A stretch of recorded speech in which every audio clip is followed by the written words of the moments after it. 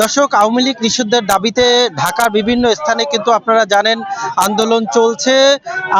আমি এখন আছি উত্তরা পূর্ব থানার সামনে। আমরা দেখতে পাচ্ছি যে এখানে কিন্তু উত্তরার প্রায় 9টি ইউনিভার্সিটি একসাথে আন্দোলন করছে, আওয়ামী লীগ নিষিদ্ধের দাবি তুলছে। আপনারা দেখতে পাচ্ছেন তারা কিন্তু এখানে বিভিন্ন স্লোগান দিচ্ছেন। তারা বলছেন যে যতক্ষণ না পর্যন্ত আওয়ামী লীগ নিষিদ্ধের দাবি পূরণ হচ্ছে ততক্ষণ তারা এই আন্দোলন চালিয়ে যাবে। আমরা দেখতে পাচ্ছি যে উত্তরা পূর্ব থানার ঠিক মাঝখানের যে লেন আছে বিআরটি লেন, সেই বিআরটি লাইন অবরোধ করে তারা কিন্তু আন্দোলন করছে। তার পাশের দুটি লেন কিন্তু চলাচল রয়েছে বা চলাচল করছে।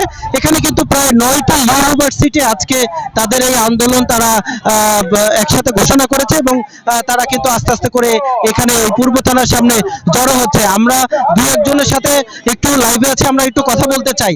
আজকে আপনারা এখানে কারা কারা আন্দোলন শুরু করেছেন এবং আপনাদের দাবি কি?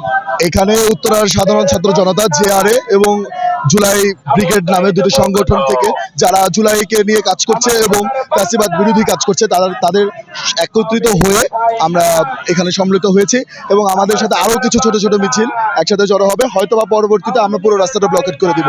রাস্তা ব্লকেট করার কারণ হচ্ছে দুটো। আমরা দীর্ঘ 9 মাস যাবত কথা বলছি, কিন্তু সরকার কান খুলছে না। তারা হয়তোবা এখনো ঘুমিয়ে আছে।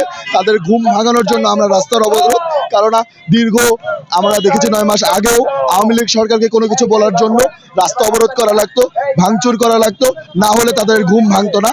আমার মনে হচ্ছে ইউনূস সরকারও সেই দিনটা চলে এসেছে। যদি না আওয়ামী লীগকে নিষিদ্ধ করে হয়তোবা প্রতিবিপ্লব আসবে, সেটা ইন্টারিমের বিরুদ্ধে।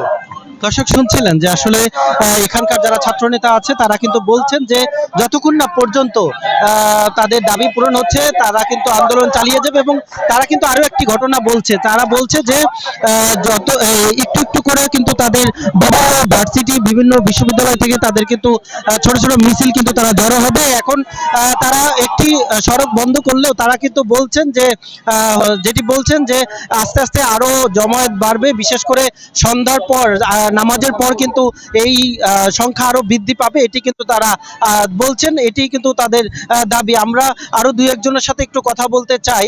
আমরা একটু কথা বলবো, আপনার সাথে একটু কথা বলি। আসলে আপনাদের এই আন্দোলন কতক্ষণ চলবে?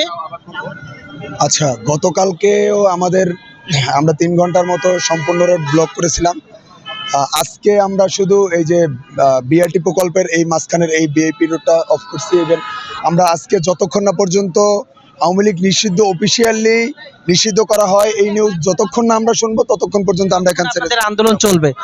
দর্শক, শুনছিলেন যে এখানকার যারা ছাত্র নেতারা আছেন তারা বলছেন যে যতক্ষণ পর্যন্ত আওয়ামী লীগ নিষিদ্ধের যে অফিসিয়ালি সরকারি নিষেধাজ্ঞা সেটি না আসছে ততক্ষণ তারা এই রাস্তায় সড়ক পথে থাকবেন।